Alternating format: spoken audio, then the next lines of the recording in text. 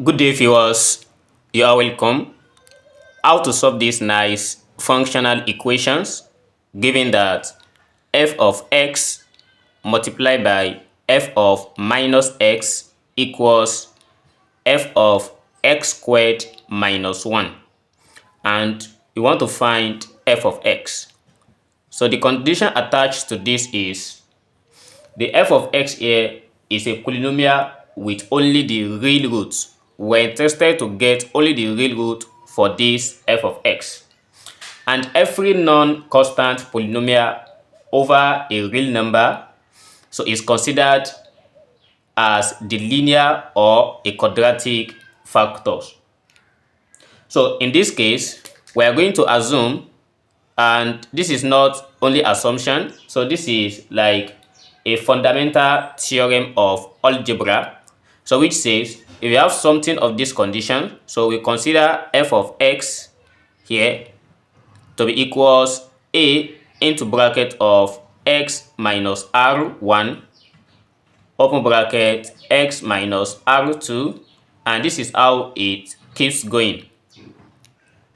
And where this r1, r2, r3 to as many as r that we have, they are the root, so we call them the real root, or the real root to be r.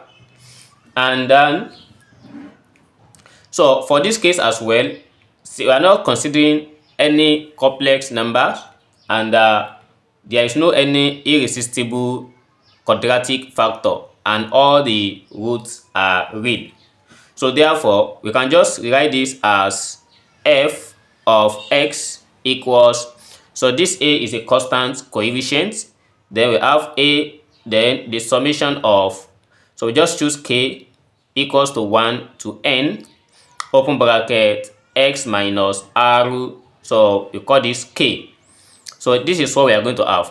So consider this as f of x, then we have to get f of minus x as well. So to get f of minus x, so we'll be replacing every single x with minus x. And here we have f of minus x equals a, then the summation of k equals 1 to n open bracket minus x minus rk. And next, we are going to have to refactor this to take out negative out. And don't forget that this n, the k ranges from 1 to n, so it affects all these. So by factoring out negative, we are going to have a into bracket of minus 1 raised to power n, then the summation of k equals 1 to n bracket x plus rk. So taking out negative, so all this becomes positive. And this is for f of minus x. So let's try and multiply these together. For f of x and f of minus x, multiplying these together, we are going to have f of x multiplied by f of minus x equals, for f of x, we have it as a summation k equals to 1 to n bracket x minus rk, then multiply by a into bracket of minus 1 raised to power of n, then this is multiplying the summation of, because of space, so let me bracket this, and another bracket, that is a into bracket of minus 1 raised to power n, then the summation of k equals to 1 to n of x plus rk, all this in brackets. Then we have to take out a and a of minus 1 raised to power n, and we combine the two summations together. So this equals a multiplied by a, that gives us a squared, then open bracket minus 1 raised to power n, summation of k equals to 1 to n. So we multiply x minus rk with x plus rk. So after getting this, we proceed by evaluating this. This is a difference of 2 squared. So we have this as a squared into bracket of minus 1 raised to power n. Then the summation from k equals to 1 to n of x times x. This gives us x squared.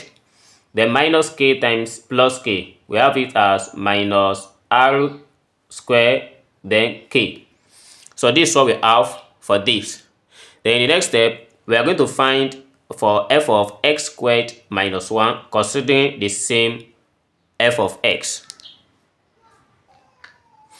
For f of x squared minus 1, so this gives us a summation of k equals to 1 to n into bracket of, we are changing every single x to x squared minus 1. And here gives us x squared minus 1, then minus rk. And let's put minus 1 and rk together. So here we have a summation of k equals to 1 to n into bracket of x squared minus, so here we have rk plus 1. So we have to equate this together. For f of x squared minus 1, we equate it with what we got for the product of f of x multiplied by f of minus x. So equating this, so for what we get initially, we have a squared into bracket of minus 1 raised to power n.